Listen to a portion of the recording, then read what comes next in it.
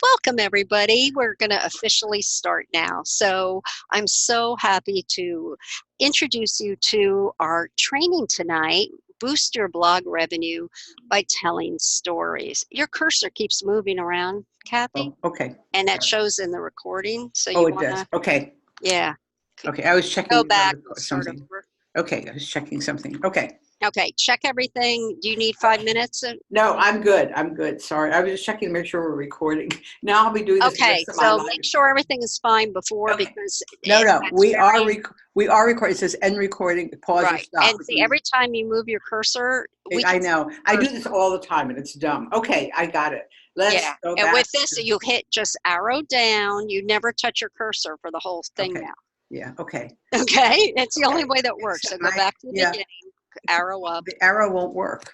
Well, go to then get back to the beginning and see if enter works. Go to the first slide. That's why I end up going to the cursor because Now go to the bottom right of the slide then. You yeah. might need to keep your cursor right on the bottom. Oh, good Enter. idea.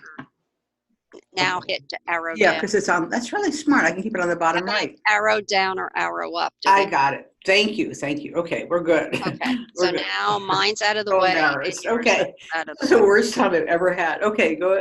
Yeah, let's. Yeah, we're good. All right, And I'll edit out the first 3, part. 3. Oh wait, now my voice is going. Hold on. Okay, 3, 2, 1. Hey everybody, we're officially starting. So I'm so glad that you're here for Boost Your Blog Revenue by Telling Stories. And I brought in a fabulous storyteller. She is a copywriter and online marketer and branding expert specialist, Cathy Goodwin. Hi, Cathy. Hey Sue, how are you? I'm doing great. And let's go right to the meat of the matter. Let's do it. All right.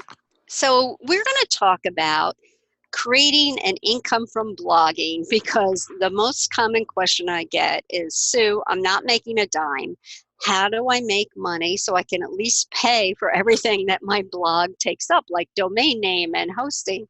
And I really want you to make a lot more than that, more like $1,000 a month or more so that you can have a good side income or even replace your income like Cathy and I have done years ago by being strictly online. So bloggers need to earn an income from blogging. And this is a great way to increase your blog's earning power. Okay. And now, Sue Dunlevie, who most of you know, Sue helps bloggers make money blogging so they can work from home, they can be their own boss, they can go on fabulous vacations at their own choosing, and they can do really what they love to do. And I always say, as in your yoga pants or sweatpants, right? And I want to introduce Cathy a little bit more. She really helps small businesses and bloggers land more clients and readers and subscribers through a really strong brand message and a story that sells. And I just want to say one thing when we talk about brand message, it's not just your logo and colors. It really isn't. It is how you craft stories, how you talk about yourself on your about page. All that creates your brand, and that's what we're going to talk about tonight. Because when stories build your blog and your brand, you are more engaging, you are more unique, you're really yourself, because no one can tell your Bruce Springsteen story like I can tell mine, right? And tell your story, Sue. All right, I dated Bruce Springsteen when I was 17, 2 times, 2 dates, and then said to my parents, I don't think he'll ever make it. And then did not go out on the 3rd date when he asked me. I probably would have been the first wife anyway. So it does make you memorable when you tell a story about yourself, but it's a certain type of story in a certain way. And Cathy, please take it from here. Okay, I love to talk about storytelling. We need a good story. This is from Herminia Ibarra, who's one of my favorite business writers. She does a lot with Harvard Business Review. She's a professor at a European university. And she says something really, really good here. We need a good story to reassure us that our plans make sense. Stories help us make sense of our environment, our business, our plans, everything about us. When you have a story, you put things together. So that's why a story, particularly at certain critical moments in your business, will be the one thing that will help you relate to your customers and make more money. But it's really important. This is one of my theme songs that Sue has said over and over again. It can't be just any story. It can't be the classic story when you read books like The Hero's Journey, which are excellent, excellent books, but they're not really working for business. You don't need a voyage and return story. You don't need a conquer the monster story or a quest and reward. These are great stories. They're from the classics, they're from movies, all kinds of places, but they're not really going to work for business. In particular, everyone always teases me. They say, what do you got against poor Cinderella? But you don't want a Cinderella story for your business because Cinderella depends on magic. You may remember here you have this poor girl sitting by the hearth, feeling very sorry for herself because she's the household drudge. And her godmother comes along out of the blue, waves a wand, and now she's got the coach and the slippers and the gown, and she's off to the ball. In real life, you don't have that. And you as a business owner do not work magic. I mean, Sue, do you work magic with your Oh, clients? I so wish I did. I did have one client call me her fairy blog mother, but I love I wish I could wave a magic wand, but I love what you say about the godmother. Now listen to this one. Yeah, the godmother is the real heroine of the Cinderella story. I mean, imagine And she's she's like a life coach, you had said to me, which I thought was so clever. yeah, I mean, she comes on, actually, she's more like an image consultant because a good life coach doesn't just say, here, I'm going to give you the answer. A really good life coach says, I'm going to give you the tools and you solve your own problem. But the godmother goes in there and really solves all the problems. She's the one who makes things happen. She has what we really call a success story. She says, I went in, I found this poor girl by the hearth, miserable. I waved my wand, I did this, I did that, and now look at her, she's a princess. That would make a wonderful about page, wouldn't it? It would be a great about page, yes, but Cinderella would not be on it, just the godmother.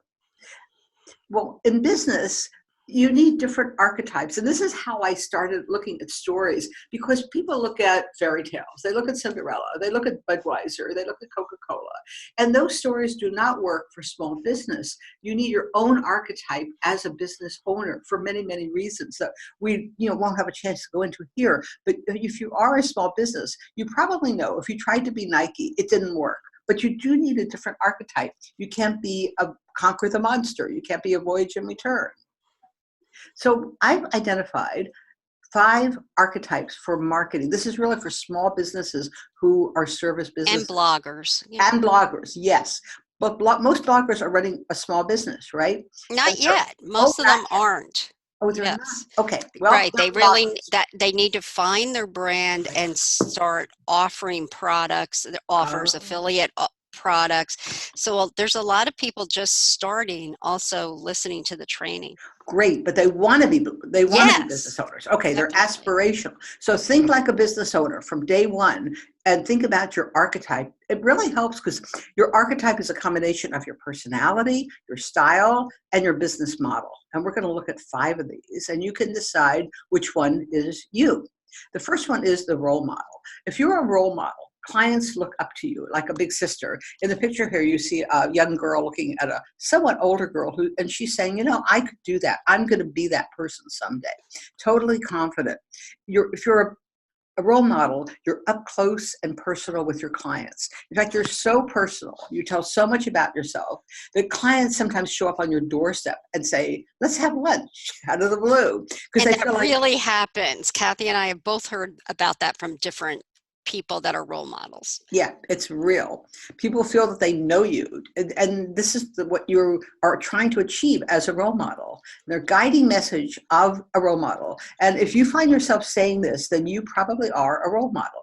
If I can do it, you can too. That's what guides them. That's what really drives all their marketing. And when they write blogs or they tell stories about their personal life, they say things like, how I worked hard and overcame challenges. And this is pretty much the only archetype that really uses a lot of personal stories over and over again. And they're usually about working hard, overcoming challenges. Anything from a death in the family, being brought up by a single mom, being a single mom, or getting a C in chemistry your first year in college and saying, nope, I guess medical school is out of the question. And So, Cathy, would you say that I'm sorry to interrupt you, but No. that was a really good point. Would you say the role model is the one that feels the most comfortable telling stories about themselves? Because I'm not a role model, even though I thought I was at one time, and I do not feel super comfortable telling stories about myself. It's a good question. One is, if you are a role model, you will be telling those stories and you probably will feel comfortable. If you find yourself doing this to make that point, then you're probably a role model. Some people like to tell personal stories, even if they're not role model archetypes, and it usually backfires. Where the role model, the role model is the only archetype that can get away with these. Oh, I really struggle. I had such a hard time, and I have this personal problem. I have health problems. I have family problems. Like a rag to riches kind of thing. Yeah, rags to riches, or I just got divorced, or I've just got married, or I just moved. I mean, the reason Cathy just moved. That's why we're giggling. But I'm not telling that story because I'm not a role model, and people don't want to hear about my move. I've tried writing it every so often in my e-zine or my newsletter. I'll say, "Oh, I just moved." No, we don't want to hear that. You're not. But that's not why we talk to you, and therefore the role model is the source of these false beliefs. If you hear these ideas, these beliefs, these recommendations, they're almost myths. They're myths. This point. Yeah. And if you're hearing them, then you're probably listening to someone who is a role model or who works with a lot of role model archetypes. And these beliefs are, number one, your story must be your story. Totally false. You're going to look at other archetypes, other ways to tell your story. Your story doesn't even have to be about you, let alone your trials and tribulations. And secondly, this is what I write about a lot. Your story must present you as vulnerable. Wrong. It doesn't have to. Totally wrong. Yes. I've heard people even have their gurus say, if you don't have a vulnerability story, make one up. Worst thing you can do. The role model is the only archetype that can get away with vulnerability stories. And they make themselves very vulnerable. They talk about all their problems and how they had embarrassing moments and all kinds of things. They'll share everything. Yeah. They will share everything. And that doesn't mean it's a bad thing. No. It's usually a very good thing. No, if you're a role model, the more you share, the better in most cases. And that's where this comes from. Everyone thinks that you should do it, but you're not. And the reason they're sharing is strategic. In fact, one of my whole things is that your story is strategic. It's not Cinderella. It's not to entertain. It's to support your strategy. So your whole marketing is driven by this promise. If I can do it, you can too. So, for example, Connie Green, some of you know Connie Green, Connie Reagan Green. She has a story of running into some old friends of hers who she invited to come visit. And they said, we can't do it. We can't afford to. We're retired. And then they started talking and they said, Connie, you're doing a lot of stuff. And can we do what you're doing? And Connie's like, yes, if I can do it, you can do it. And that's one of the stories she tells. And her people became so successful that the next time she invited them to come over, they said, oh, we can't do it. We're on our own vacation now. We're making so much money. but that's the story Connie Green would tell. It's not a story Sue and I would probably tell. But another one is Lori Morgan, who used to be known as Lori Morgan Ferrero. You may know her under that name. She decided to start a business after the Columbine episode because she wants to be home with her kids. And that's another example of someone saying, see, I'm a mom. I have issues. I have problems. I want to be with my kids. Maybe you can relate to that. That's a role model. Now, the celebrity is the opposite of the role model. They're fun to talk about because if you are a celebrity, the clients want to be like you. They're fans. They're not students. They're not really aspiring mentees, like the role model usually has mentees. They're people who look at you from afar the way people look at Bruce Springsteen. Yeah, or Kim Kardashian, Yes. They're a celebrity. They've got a big name and they talk a lot about all the good stuff that they have as well as do. Yes, they talk about their mansion, their trips to Tahiti, and they work with ambitious, motivated clients. The clients usually will say things like, I see what you're doing, and I want ultimately, I admire that lifestyle. And their stories, the celebrity stories, are different from the role model. They're not hard luck and I struggled. It's like, hey, I live the good life now. That's what they're focused on. And they have things like Tahiti, new mansion on 7 acres in Colorado. When you hear someone telling these stories, they may not be a real celebrity. This is just the name of the archetype, but this is their archetype, their celebrities. And their brand message is, I've created this amazing life, so I'm qualified to help you discover your own path. So if you think about it, the stories aren't just stories. They support strategy. The whole driving force behind the celebrity marketing is this: created this life, so I'm qualified to help you. And therefore, they will tell stories about this life because it is in support of their strategy. Does that make sense? Yeah, it totally makes sense. The downside, and Sue, you had good stories about this, it's a tough archetype to sustain. It's not a good model for most bloggers, most marketers, because most of us will not be relating to celebrities. We don't have that kind of lifestyle. We never will. We don't even want it in most cases. But So if you have a Ferrari or a big house that you've gotten because of your lucrative blog, it's definitely, if you're a celebrity, you need to talk about it. yeah, because it's going to support your strategy. That's your Hmm. model. But if you're a role model, you're not going to say a word about the Ferrari. And it's a You reason still why. have it, you just don't talk about it. Yeah. Exactly. Yeah. Well, Sue and I both have what, Lamborghinis in our Yeah. garage, right? Yeah, you live in a big city. Do you even Right. have a car? No, I haven't driven since August of 2005. Yeah, she's in Philly, so she doesn't even need a car. I'm so jealous. I'm in Tampa Bay in Florida, and I am in a suburb and definitely need a car. Yeah, you couldn't go a day without one. No. No, well, I could go a day and survive and get food and things like that, but I Yeah. would have to, walk a mile and a half each way, which Yeah. is, yeah, Or call all these delivery services. right, or Yeah. get an Uber or something. Yeah. Yeah. So, well, yeah, but what we do, well, anyway, that's our Lamborghini story. But it's a reason why a lot of gurus have trouble, because if you decide you want to hire a guru as your mentor, then, and you try to do what the guru does, then you're not going to be able to do it because you're not in that model. And therefore, a lot of gurus have trouble because they'll say, well, just do what I do. But you can't. You're not a celebrity archetype. You're something else. So it's really important to understand that if your guru is trying to tell you stuff and it just isn't working, that's probably an archetype conflict. Oh, it's a new phrase. Okay. And they really do help their followers. I mean, we cannot deny that. Celebrity archetype really does do something. They're not just fluff and show. They Oh really, no, they've earned all that money for a good reason. They know what they're doing. yeah, yeah. Now, the educator, Sue and I are both educators, giving away the punchline. It's professorial but practical. It gets clients by sharing information that relates to the client's problem. So that's what we do. We say, okay, we have the information that will help you create an aha moment, create a breakthrough in your business. And we can give you that information, which is hard to get. Some of it we've created ourselves. And that's why we become the expert and go-to person. That is the goal of an educator archetype. If you want to be the person that everyone comes to, who's the expert, then that is a good chance you're an educator. And they use stories differently. Educators rarely tell a personal story. If they do, it's in service of making a point. They use stories to clarify concepts, to explain things, to demonstrate.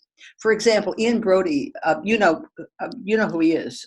Ian is a consultant, and he has been blogging since before I've been blogging, and I've been doing it almost 10 years. He's a real role model. He's great. And not a role model, he's an educator, but It's a he's role a model, role model. but not role model archetype. Yeah, exactly. Right. Yeah, but he's an educator, and I love his emails. He always information, solid information. But when he talks about his personal life, it's in service of a concept. So he has a story about a handyman who came to work on his deck.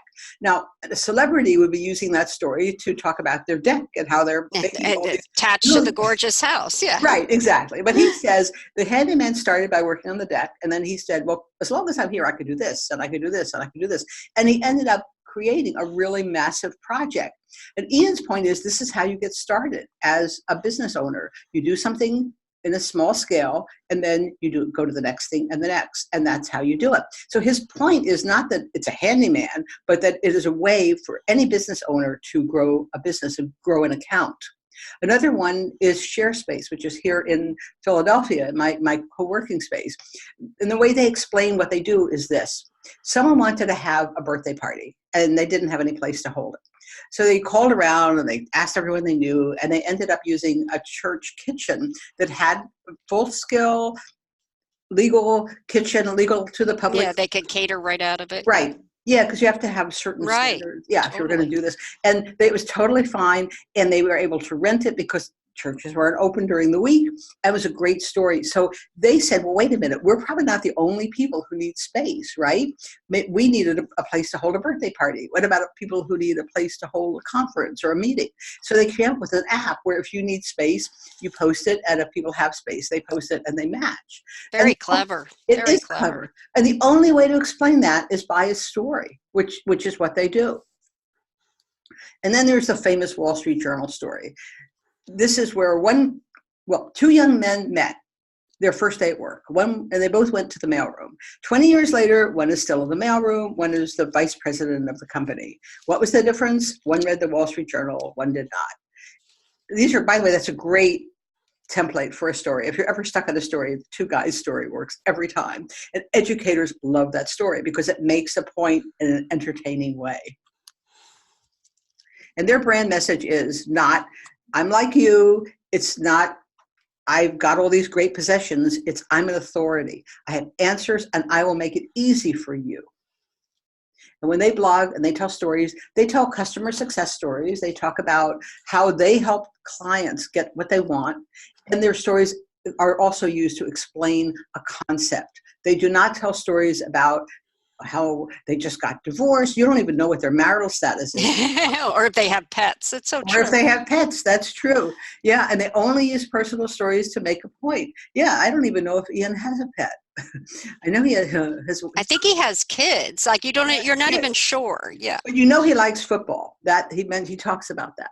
So, but that's in England. That's the ultimate bonding. Yeah, that's soccer really for us. Yeah. Oh yeah, right. Yeah, in Philly, the ultimate source is the Eagles. Don't even get me started. Oh, don't get started. No, and we're stuck with the Bucks. So yeah, we both have issues. Yes. Well, the innovator is someone who gets an edge. The innovator solves a problem that other people have been trying to solve for ages, and they have something new and different. They combine creativity and practicality because they are helping you solve a problem in a creative way. They're not. I was having trouble when Cathy first was telling me of the archetypes of an innovator. Think of somebody like Clay Collins who started Lead Pages. I mean, you could make a landing page before that without hiring somebody to do code, and it was just breathtakingly creative, but yet very practical, and no one else was doing it.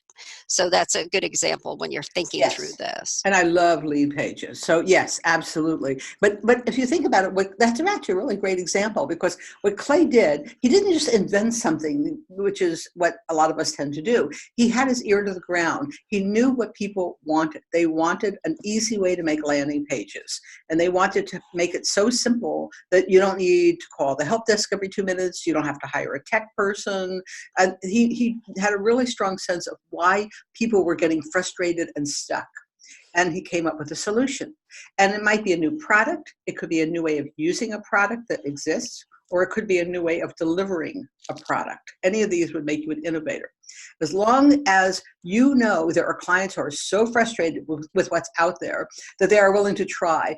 That one of the challenges of an innovator is nobody likes to learn something new. I mean, think about when you change email services. You have a learning curve Oh, that drive you such a crazy. learning curve to go with a new vendor for anything. And you have to really be frustrated. So they target frustrated people. And they use transformational stories when they talk. They talk about how their innovation transformed someone's business, someone's experience, someone's life in some cases. Christina Hills has a very upscale website creation service. What she did, she found that people were frustrated. They did not want to call a webmaster because the webmaster would take them to the cleaners. So she found, and costs money every time you call them, and and take time. And you wait 3 days. Yeah. Yeah, and it's not for everyone. It's for people who are usually people who are going to build multiple websites, who are getting each time is a whole new project. If you can do it yourself, and she's got what her system innovates is the delivery method, because you can build a whole website in a test site and try it out, try different colors, play with it, and do things like that. She's extremely good and very clever. Very clever, yes. And it's, again, these services, innovators don't reach everyone. They generally reach people with very specific sources of anguish. And, like hers is people who hate their web designer. And Alicia is someone who I admire tremendously. She has children. When she got married, she really loved kids. And she said, I want time with my kids. I want to make a full-time income with a half-time job. And she has created a way to do that. Now, what's interesting is Christina Hills is unique. Only she has that platform. It was expensive and difficult to construct. So she has a barrier to entry. You have to hire her to get that elite program. And Alicia is unique because, I wouldn't know how to teach people how to do what she does, and most of us wouldn't. What she's done is learn how to focus on guarding your time in a very specific way. So both of these innovators, anyone you see who's an innovator, Clay Collins, same thing. They're people who have created something that is very difficult to imitate, where they are the only source.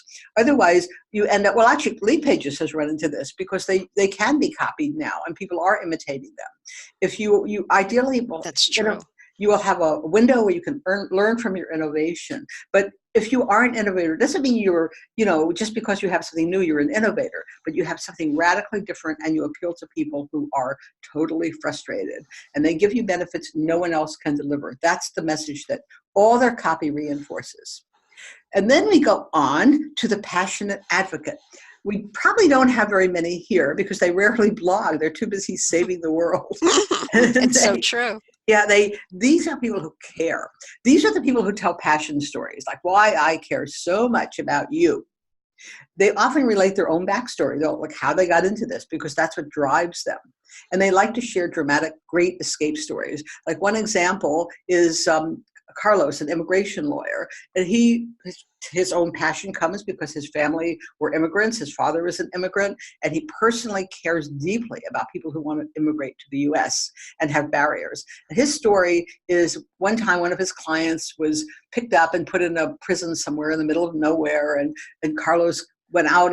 He flew out to meet the person, negotiated with the warden to have time with his client, spent the entire weekend working on the person's case. Turned out the person was totally legal in the U.S., should not have even been arrested, but it's a great story of escape. It's a real heroic story that you never forget. These people tend to work a lot of hours too. They do. And they love what they love it. Yeah. They love it. There's a banker I met at a networking event who after I made these slides, she said she takes calls from clients at 3 a.m. because that's their brand. There you go. Their bank is branded as being passionate advocates. Yeah, maybe that's why they don't have time to blog. They're up till all hours, and you don't have to be anything really, a lawyer or a doctor or a heroic person. You can be a wedding florist. It would be heroic to the right right couple. And apparently flowers are a big deal at weddings. I have not had a wedding, so Inexpensive, a big they're budget very, item too. yes. And let's say a wedding florist could have a story that when I arrived, the flowers were wilted, they didn't look right. I got in my car, drove 2 hours to find replacements and saved the day. Those would be stories of passionate advocates. Now, they work with clients who need a lot of help, and their clients know it, and they're usually willing to pay through the nose for that help. They don't work for free. They're not really social workers. They're business people. And they help clients, again, not necessarily get ideal outcomes the way life coaches do, the way business coaches do. They help clients avoid really bad outcomes, like you don't have to go to prison, you can pay a fine, or you won't have the flowers you really wanted, but you'll have something close that people will admire. And the challenge, of course, of an advocate is to manage client expectations, because they really want Cinderella's godmother. They want someone to wave a wand and make that prison term go away. They want and they want someone to wave a wand and bring them the flowers back. And you have to explain to them what you can do, what you can't do. Their brand message is, I'll go the extra mile for you. And all their copy supports this message. Oops. So, and their blog stories, as I said, show how they saved the day. And you need these archetypes. So why are we even talking about archetypes? Well, when I work with clients and they start saying, well, I want to be like Budweiser, or I want to be like Nike, we have to explain, except that there are several reasons why you can't be. When you use an archetype, you will have consistency in your writing. Your archetype is what drives your brand message and drives all of your marketing and really reflects who you are. So you create a great deal of consistency, which leads to trust, which leads to more clients signing up with you. It'll be much easier to brand, and the copy practically writes itself. And so we worked on one of your sales letters, right? And Yes. found this is true. Yeah, Cathy is wonderful at helping you pull out more you in your sales letters, in your about page, all that good stuff that really makes a difference to your bottom line. Yeah, and that's, I got to remember that, more you. And and it's definitely makes life so much easier when you start with the archetype. Finding that archetype is really the key. So, Sue, do your people have questions like these? Oh yeah, so I hear this all the time. There are at least 100 or 200 people blogging in my niche, whichever way you want to say it. How do I stand out? It's true. It's really true. There are probably 150, or in my case, 1,000 people blogging about blogging. How can you send a consistent message? So how can you talk about, I have a client who talks about social anxiety, and how do you keep writing blog posts on that week after week after week? You don't really want to be a one-note, one-topic blogger, but you want to also have a specialty. It's very hard if you don't know your archetype. And then how do you have time to write all the blog posts that attract your ideal audience? I hear this every single day from my clients and my readers. And the answer to all these questions, Cathy, go ahead. Is to tell your story. Mm. And we will show you how. It has to be the right story. It has to be told in the right way. So we are introducing a new course that will show you step by step how to accomplish this. We're really excited because Stories for Blogging is going to help you do a couple of really important things. Write faster with twice the impact. So not just spinning your wheels, writing, like, I think I want to write about this week. It's not the way to go about figuring out a blog post. There has to be a rhythm and a certain direction that you take so that you actually get the result that you want your readers and subscribers to get. And you want to get comments back saying, that was so great, I was blown away, I can't believe that you figured out what was in my head. That's what you want to hear from your readers, right? You want to get replies from your email saying, oh my gosh, I totally understood that, or that's me. How did you know? That sounds just like, my blog. That's the kind of things that you want to hear as a blogger. And you I hear this all the time. You want to communicate your expertise, your story, your message, your mission, right? But you don't want to brag or sound salesy. It's everyone's big fear, Cathy. Oh, I know. I hear this too. And the truth is, the more you include stories in your blog posts, the more your readers will feel connected to you. Do you feel that, Sue? You're the blogging expert. Oh, I totally think you're right. They feel that connection by the story, but it has to be the right stories, and then they will trust you with the consistency. They'll trust your brand, and then when they trust you, they feel more comfortable taking action to buy from you. Would you agree To- with that? oh, totally. It's it's so common that you hear it, that no like and trust factor. I mean, I get tired of hearing that, but it's really true. That's how you have to warm people up with your email autoresponders. You have to have blog posts in a certain way, and it really makes a huge difference on whether people will take action and buy your offers. So we're going to be doing stories for blogging. It actually starts next week, and everybody is going to learn that attends how to use stories in your blog. And Cathy, this is where you really shine. Tell us a little bit about exactly how they're going to learn about the stories. Well, we're going to have the 5 modules. We're going to really show you how you can use stories, what kind of stories, the right stories, how to choose the best stories, and how to tell the stories that are right for your archetype. Sue, do you want to explain the modules? Yeah, sure. So the first module, we're going to dive into the reasons why stories work and the two kinds of stories not to tell, because you'll lose readers, and we've all done that, Oh, and yeah. it's painful. And you'll get an exercise to do, and Cathy and I will be taking a look at your work, where if you'd like us to, and how to turn those boring, I have 7 tips into a story so that people will bond with you. And then module 2, how to turn that blog post into a client relationship magnet. So your message is in the blog post, even if it's subtly, and using your archetype for your brand to tell the right, to really be able to write the blog post. That's how I think of this module. You really, to write the blog post using your archetype, and no one is teaching this. So Now, we're going to do an exercise on matching your archetype. You'll know exactly what you are, because probably you're all thinking right now, well, am I an innovator or am I a role model? You have all that going through your head. We will be able to figure that out with you and for you, and we'll get you to start writing.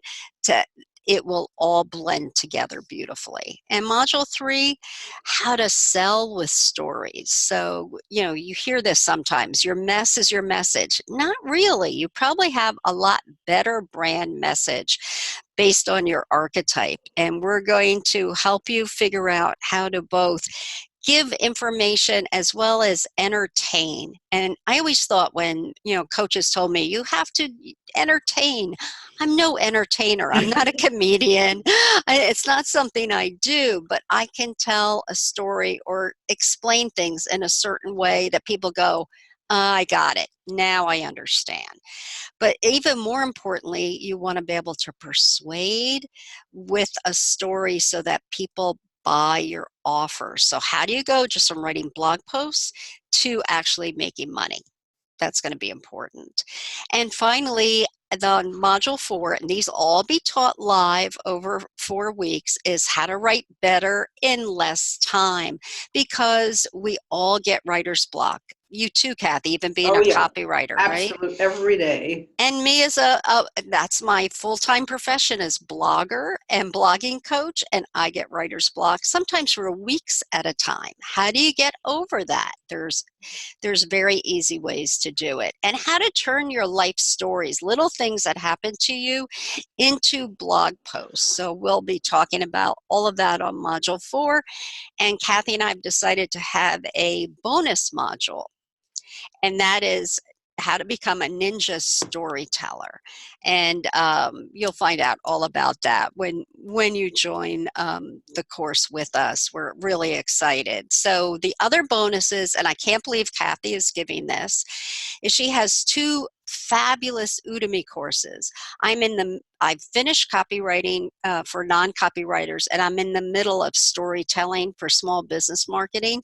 You do a really great job on those, Cathy. Oh, and I want to emphasize that I've made this available to you as soon as you sign up. So you Oh, don't have to, nice. yeah, you'll get that when you sign up. You'll get an access to links to a page where you can do this. And we should also emphasize that we will be giving you the recordings. You can download them. You can listen to them as often as you like. Anything but sell them. You can share them. You can do whatever you like. Yeah, the live modules will be the live recorded. module. They'll all be, and the bonus module on becoming a ninja storyteller.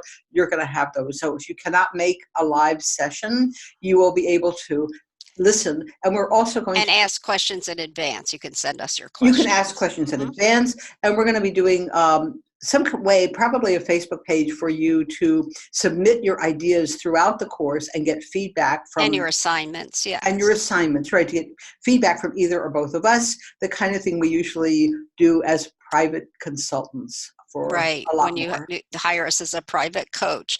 Right. So the other nice thing is I will be, if you buy by the date that Cathy is going to put on the email, so you'll see that right with the recording here, is I will give you a blog audit. A blog audit is worth $197, and the course, if you jump on it early, is half that price. Yeah. So you're going to be able to quickly and easily write your blog posts after the course. You're going to be able to have a distinguishable brand and know which stories to include and which to not include in your blog and in your emails and in any of your sales pages. So most importantly, stories will help you sell, and we will be able to help you figure out your archetype and basically brand your blog, which will be wonderful. So all of this goes for usually, we talked about this already. I've taken courses that are $500 to $2,000 that are 4 to 8 weeks long. So you're paying for the expertise of the teacher. And this one is $197. But if you sign up, and it won't be Friday, we have Sunday. A different date. We'll be announcing the date, right? Right. By midnight of that date, it is just $97 for a 4-week plus an extra bonus module. It's highly unusual, but we want to have a lot of people experience this. We want you to, I always do great things for my readers, and this is one of the things we want to do. So you can go on to the next slide, Cathy. Just go to mycopy.info/blogwithstory. All the details are there, and we would love to have you join us. Now, if you have any questions, you can ask Cathy at cathygoodwin.com, or just hit reply to the email that you're listening to this recording from, or go to Sue at successfulblogging.com and ask me a question about blogging. But we really want you to join us for this 4 weeks plus bonus module. It's going to be fun, and you can ask us a lot of things when you get us live. So we'll take any questions, and it is not only fun, it is going to be fun. We love talking about stories, and I have done comedy. I'll put some in there. But oh my gosh, that's right, you have. Yeah, I totally forgot that. I've done improv and stand up. Yep, I'll try to keep it more business-like. How about that? I'll leave out the late night parts, but we'll have a lot of fun with doing this. You get a lot of really critical information, because both of us, if you want to work with us privately, we're not cheap, right? We're busy. We often are booked up quite a bit in advance. And you'll be the only group that will go through live, so this will be exciting. Yes, and you'll get to hear us totally live and get to get the full experience. Interact with us. It'll be fun. Yeah. So Cathy, this has been an absolute pleasure. I know that we have a couple of questions that people have sent in. Do you want me to answer a couple? So let's do a little Q&A. Okay, well, one question that we get is, do you have to be just one archetype? Oh, that's a good That's a big one. question. Yeah. And the answer is it's better to identify one because the whole idea goes back to consistency. That's why you want one brand, you want one voice, one Mm-hmm. online presence. So yeah, when people say they aren't sure, usually when we talk about it for a minute or two, we get it narrowed down to the one. So if you're not sure which, you take the course and you will, or just spend more time learning about how this works and you'll figure out your archetype and then just stay with one. It's just not, it rarely works to go back and forth. That's why. And that is so, so correct because when you write to multiple people, you should really have, I have Jane. So I have this pretend woman that I write my blog post to. She's has two kids. One's in high school, one's in college. She's married. She's a sales representative and she wants to work from home and she works out of an office right now. And she is starting a blog on the side. And I think of Jane. I actually have a little picture of her that I found on the internet, just a woman that reminded me of my Jane avatar.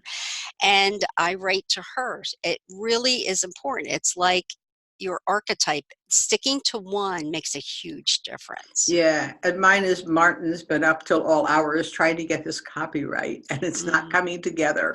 It may be an experienced businessman or business person, but hey, everybody needs help with their copy, even copyright. Oh yeah. Even if you've been doing it, been selling your products or doing things for years, you always need a fresh eye on what's out there right now, what people are looking for, right?